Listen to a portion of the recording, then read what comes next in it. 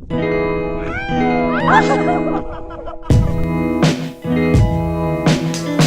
it is. You bet. So luckily I had a helmet, luckily I had gloves and plastic boots, but not everyone's that lucky, so you really have to know what you're going to do when the situation hits.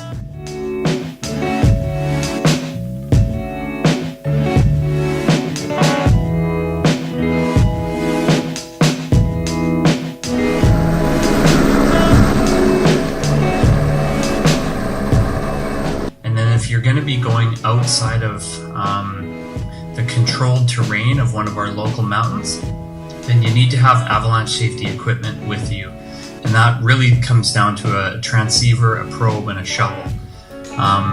Just having those isn't the answer though. You need to also have the training to understand how to use those and how to navigate through avalanche terrain safely.